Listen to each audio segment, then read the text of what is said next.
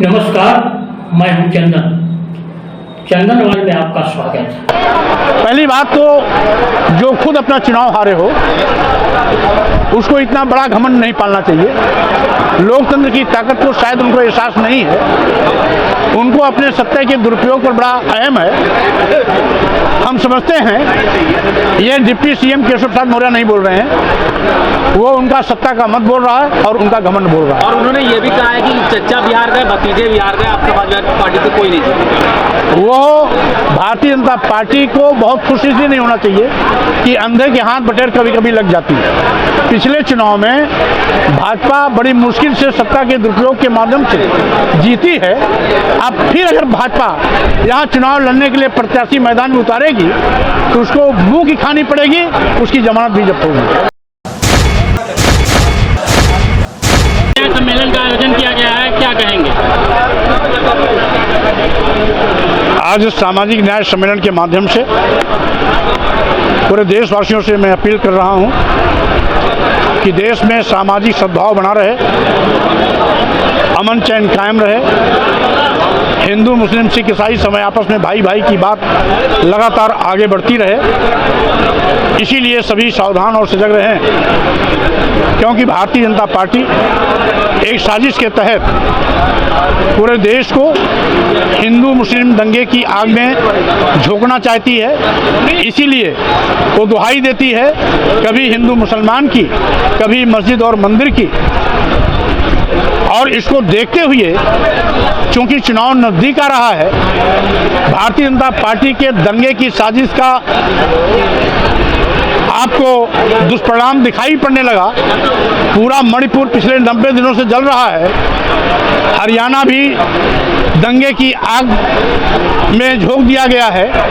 जहां जहां भाजपा शासित राज्य है वहां हिंदू मुस्लिम दंगा कराने में कामयाब भी हो रहे हैं। इसीलिए पूरे प्रदेश देशवासियों से मैं अपील करता हूं कि भारतीय जनता पार्टी के इस साजिश से लोग सावधान रहें। हिंदू मुस्लिम सौहार्द या सांप्रदायिक सौहार्द बना रहे, सभी धर्मों का आपस में मिलना जुलना भाईचारा कायम रहे। इसलिए सभी सजग रहें, सावधान रहें, भारतीय जनता पार्टी की किसी भी साजिश का शिकार न हो। साथ ही साथ आज धर्म के नाम पर जो तमाम लोग उन्माद पैदा कर रहे हैं, धार्मिक उन्माद के माध्यम से दंगा कराना चाहते हैं, वोट हथियाने की नापाक कोशिश कर रहे हैं, उनसे भी सावधान रहना है। क्योंकि जब जब चुनाव नजदीक आता है तब तब भारतीय जनता पार्टी के लोग मस्जिद में मंदिर खोजना शुरू कर देते हैं। और इसीलिए हमने कहा कि आज़ादी के दिन यानी 15 अगस्त 1947 के दिन जब हमारा देश आज़ाद हुआ, उस दिन जिस भी धार्मिक स्थल की जो यथास्थित थी उसको यथावत हमें स्वीकार करना चाहिए, जिससे कि अमन चैन बना रहे, भाईचारा बना रहे, सामुदायिक सौहार्द भी बना रहे।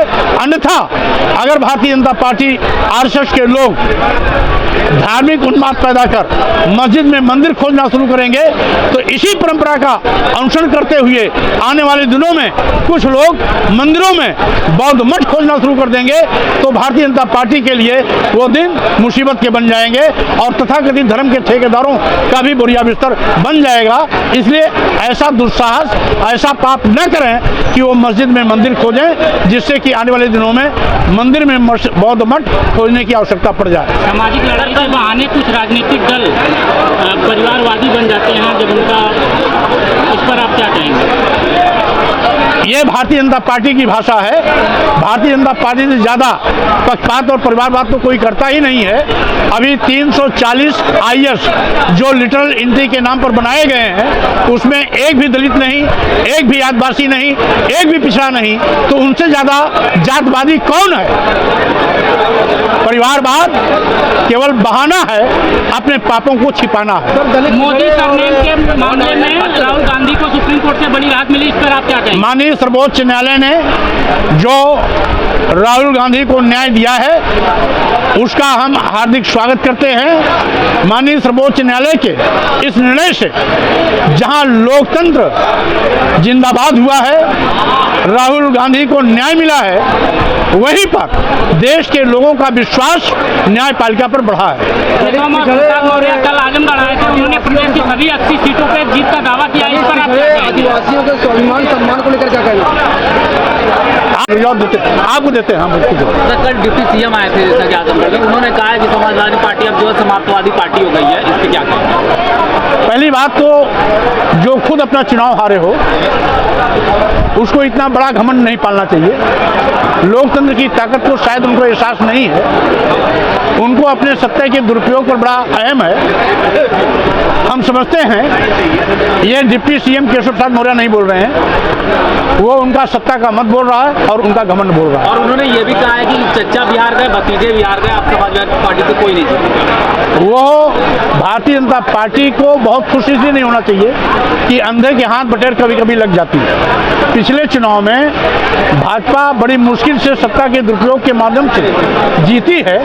अब फिर अगर भाजपा यहाँ चुनाव लड़ने के लिए प्रत्याशी मैदान में उतारेगी तो उसको मुंह की खानी पड़ेगी, उसकी जमानत भी जब्त होगी। प्रकाश राजभर जी ज्वाइन कर लिए कह रहे हैं, केशव प्रसाद मौर्य जी का बहुत बहुत स्वागत, इसमें कैसे चल?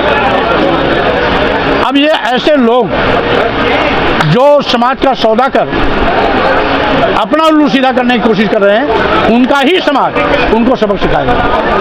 अनुसूचित जात, अनुसूचित जनजात और पिछड़ों का आरक्षण खत्म करने का पाप कर रही है, उसको देखते हुए दलितों, आदिवासियों, पिछड़ों से मेरी अपील है कि आरक्षण विरोधी भाजपा सरकार को 2024 में धूल चटाएं, सत्ता से हटाएं, भाजपा को भगाएं। कोर्ट के आदेश पर ज्ञानवापी सर्वे एक बार फिर शुरू हो गया है, इसको लेकर आप क्या कहेंगे? क्योंकि वो माननीय न्यायालय के आदेश से हो रहा है, इसलिए उस पर हमें कोई टिप्पणी नहीं करनी है। हाँ, इतना जरूर है कि सर्वे ईमानदारी से होना चाहिए। केशव प्रसाद मौर्य कल आए थे, 80 सीट जीतने का दावा किया है उन्होंने, इसको लेकर क्या कहेंगे आप?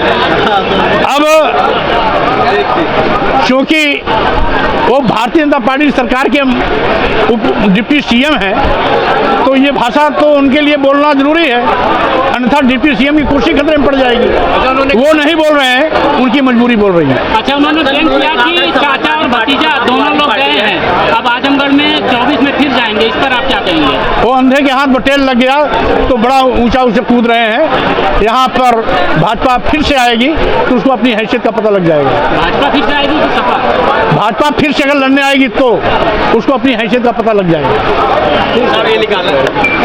चारों ताड़ना के अधिकारी, तो श्लेष अलंकार भी तो होता है हिंदी में, जिसका अलग अलग शब्दों के साथ अलग अलग अर्थ होता है। तो ये अगर अलंकार होता ही है तो शूद्र की जगह, महिलाओं की जगह ब्राह्मण क्यों नहीं लिख दिया, क्षत्रिय क्यों नहीं लिख दिया? तो इसलिए ये ऊट पटांग की बात, गलती करने वाले अपने गलती पर पर्दा डालने के लिए इस प्रकार की ओछी बयानबाजी करके लोगों का ध्यान बटाना चाहते हैं। चारों ताड़ना के अधिकारी, तो श्लेष अलंकार भी तो होता है हिंदी में, जिसका अलग अलग शब्दों के साथ अलग अलग अर्थ होता है। तो ये अगर अलंकार होता ही है तो शूद्र की जगह, महिलाओं की जगह ब्राह्मण क्यों नहीं लिख दिया, क्षत्रिय क्यों नहीं लिख दिया? तो इसलिए ये ऊट पटांग की बात, गलती करने वाले अपने गलती पर पर्दा डालने के लिए इस प्रकार की ओछी बयानबाजी करके लोगों का ध्यान बटाना चाहते हैं। शिक्षा की बात की जा रही है, तो स्त्रियों की शिक्षा जो रुकी हुई थी वो तो मुगलों के आने के बाद से रुकी हुई थी। स्त्रियों की शिक्षा अंग्रेजों के आने के बाद शुरू हुई है। अंग्रेजों के आने के बाद शुरू हुई, लेकिन रुकी कब थी? जब तक तथाकथित हिंदू थे, हिंदू का शासन चलता था, मनुस्मृति का शासन चलता था, तब उस समय शिक्षा नहीं थी। महिलाओं को भी शिक्षा नहीं थी, शूद्रों को भी शिक्षा नहीं थी। इतिहास में बहुत सारी महिलाएं विद्वान मिली हैं। विद्वान होना तो तमाम ऐसे अनपढ़ लोग भी विद्वान हो जाते हैं। संत कबीर भी स्कूल नहीं गए थे, लेकिन आज उनकी लिखी हुई बातों पर तमाम दुनिया के विश्वविद्यालयों में शोध होते हैं।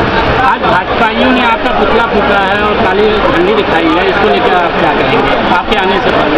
अब जो हमारी ताकत और लोकप्रियता से भयभीत हैं, तो खिसियानी बिल्ली खंभा नोचे के तर्क पर वो कोई मुझे काला झंडा दिखाएगा, कोई मुझे मेरा पुतला फूकेगा, लेकिन मेरी ओर से सबका स्वागत है। जो साथ चल रहा है उसका भी स्वागत, और जो चाहे अनचाहे मेरा नाम लेकर के अपनी भड़ास निकाल रहे हैं उनका भी स्वागत।